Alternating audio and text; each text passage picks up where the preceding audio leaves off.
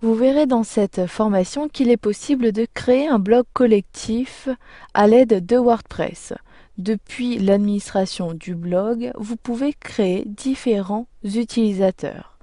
Vous pourrez, comme cela, affecter différents rôles aux différents utilisateurs que vous allez créer. Dans un premier temps, je suis connecté au tableau de bord du blog Domotique. Puis dans le volet de gauche, je sélectionne Utilisateur. Vous pouvez également positionner votre curseur sur Utilisateur, puis sélectionner Inviter. J'ai donc la possibilité d'inviter d'autres personnes à partir de ces zones de saisie. J'utilise la barre de défilement. En dessous, il s'agit des invitations que j'ai envoyées pour les autres rôles de mon blog. J'utilise la barre de défilement pour accéder à la première zone de saisie. Vous avez la possibilité d'ajouter différents rôles. Pour chacun des rôles, saisissez ici les noms d'utilisateurs. Dans un premier temps, il s'agit du rôle Followers. Il s'agit du rôle Lecteur. Cela permet uniquement aux personnes invitées de lire votre blog. J'utilise ici le menu déroulant, puis j'ai la possibilité également d'affecter un rôle contributeur. Donc le rôle contributeur permet uniquement d'éditer des messages et de lire. Donc il ne s'agit pas de publier, mais uniquement de saisir le texte. Ensuite, vous avez le rôle auteur. Cela permet à la fois à la personne de rédiger des articles, de supprimer des articles et d'ajouter des médias. Donc il peut également publier ses articles.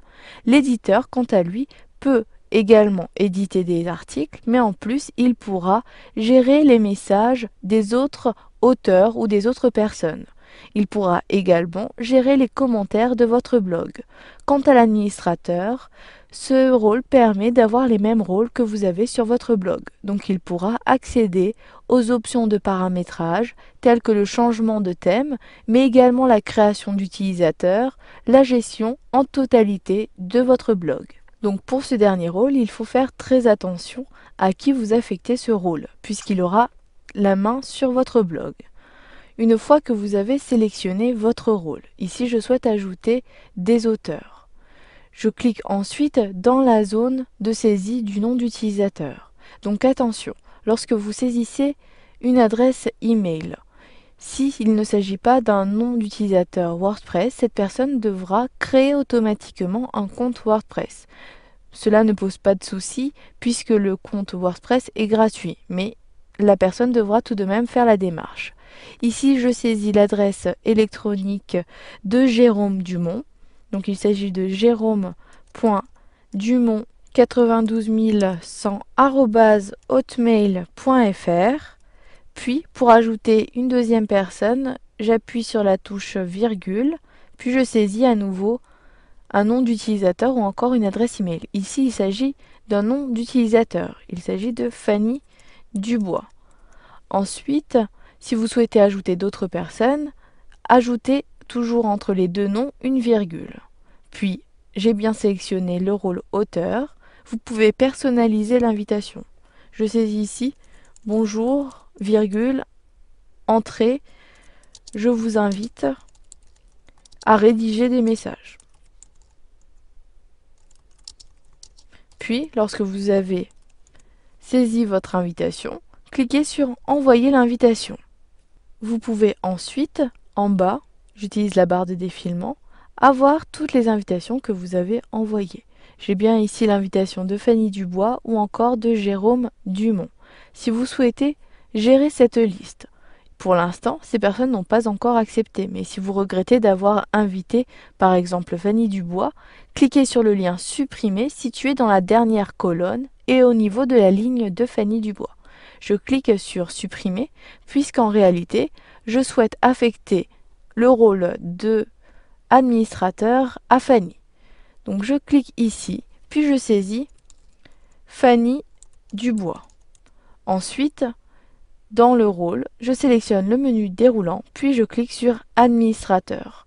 Ensuite, je clique sur Envoyer l'invitation.